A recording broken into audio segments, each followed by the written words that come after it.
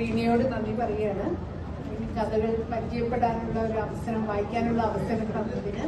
എനിക്ക് നേരത്തെ പരിചയമുള്ള എഴുത്തുകാരിയല്ല റീന. ഞാൻ ആകെ ഒപ്പീസ് എന്ന് പറഞ്ഞുള്ള അവരുടെ കഥ മാത്രമാണ് ഇതിന് മുമ്പ് വായിച്ചിട്ടുള്ളത്.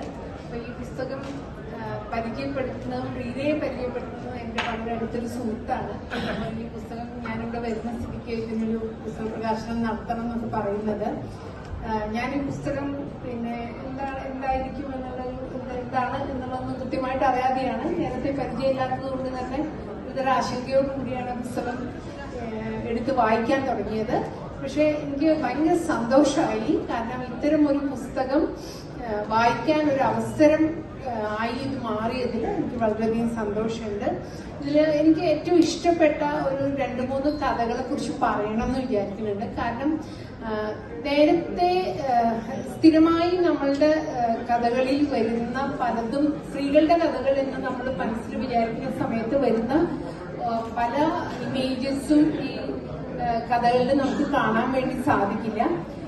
ചൂണ്ടക്കാരി എന്ന് പറയുന്ന കഥ എനിക്ക് ഭയങ്കര ഇൻട്രസ്റ്റിംഗ് ആയിട്ട് തോന്നി. കാരണം ആ കഥയില് മീനുകൾ സംസാരിക്കുന്നുണ്ട്, മനുഷ്യർ മാത്രമല്ല സംസാരിക്കുന്നത്. മീനുകൾക്കും സ്വപ്നങ്ങളൊക്കെ ഉണ്ട്, മീനുകൾക്ക് പ്രണയമുണ്ട്, മീനുകൾ പല കാര്യങ്ങളും ആഗ്രഹിക്കുന്നുണ്ട്.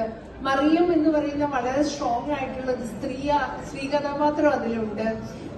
അത് പറയുമ്പോഴാണ് റീനയുടെ എല്ലാ കഥകളിലും ഒരു എന്താ പറയുക, സ്ത്രീകൾക്ക് ഭയങ്കര ഏജൻസി ഉള്ള കഥാപാത്രങ്ങളാണ് എല്ലാ സ്ത്രീകളും കാണാൻ വേണ്ടി സാധിക്കും. ഭയങ്കര ഇൻട്രസ്റ്റിംഗ് ആയിട്ട് തോന്നുന്നു. ഒപ്പീസിലാണെങ്കിലും അങ്ങനെ തന്നെയാണ്.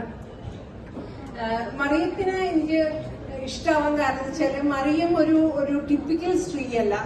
അല്ലെങ്കിൽ മറിയത്തിനെ കുറിച്ചിട്ട് നമ്മൾ സംസാരിക്കുന്ന സമയത്ത് ഭയങ്കര അഗ്രസീവായിട്ടുള്ള എല്ലാത്തിനെയും എന്താ പറയുക എതിർക്കുന്ന അങ്ങനെയുള്ളൊരു കഥാപാത്രവും അല്ല മറിയം.